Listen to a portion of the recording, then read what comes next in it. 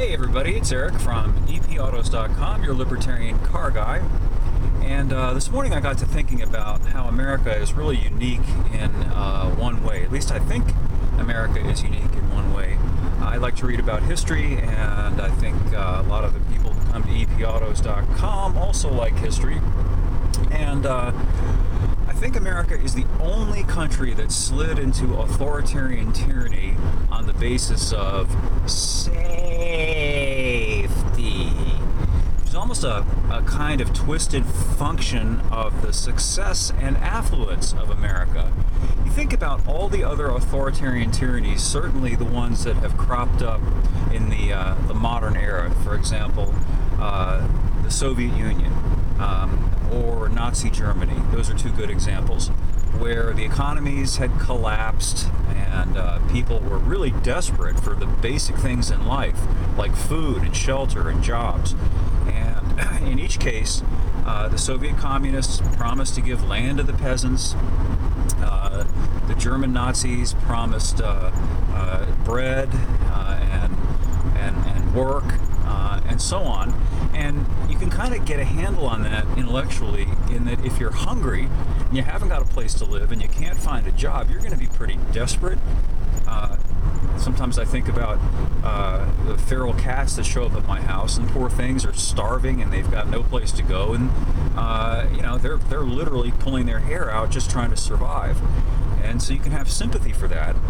But what's strange about America is you've got this incredible affluence, even amongst the poor. You think about it, the poor are only poor in a relative sense in this country. If you take the poorest poor people in the city that you live, probably they live in an apartment or a condo or even in a house that has a television and a refrigerator. There's no starving in this country.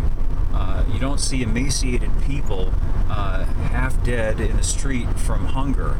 And I'm not trying to minimize the fact that there are people who are suffering economically, but the type of poverty that we have in this country is really a different kind of poverty than the historic poverty that existed in places like pre-revolutionary Russia and in Germany before the Nazis took power.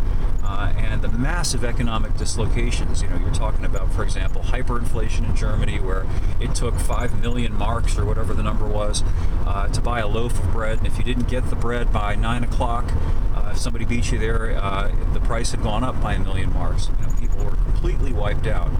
Here, on the other hand, it's as though we've literally gotten fat and lazy, and now the only thing that we can think of to be concerned about is safety, to be perpetually protected against any and every risk, even theoretical risk, not actual risk. It's like there's a boogeyman under every bed. Some people will recall the McCarthy era, where there were supposedly communists everywhere and under every bed. Now we're talking about safety and threats to our safety being everywhere, including all these Batman suited up geeks, the armed government workers with their body armor and their multiple mags, their high capacity pistols at their side. They're constantly worried about their safety, or so they say.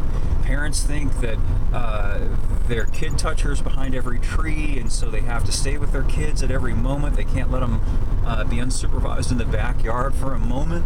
And you know the drill, on and on and on. The country's becoming this police state in the name of safety.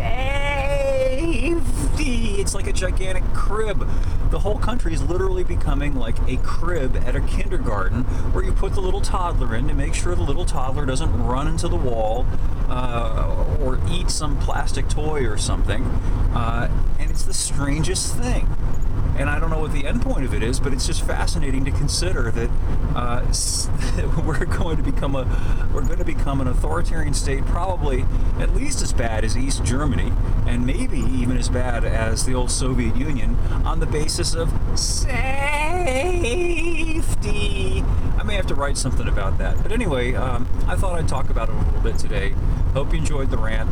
More up at EPAutos.com, the web's best libertarian gearhead site. And I'm going to, again, try to put this one on BitChute as well. so that going forward we've got 2 outlets for these things, actually 3 technically, YouTube, BitChute, and of course EP Autos itself. So again, thanks for listening, and we'll catch up with you soon.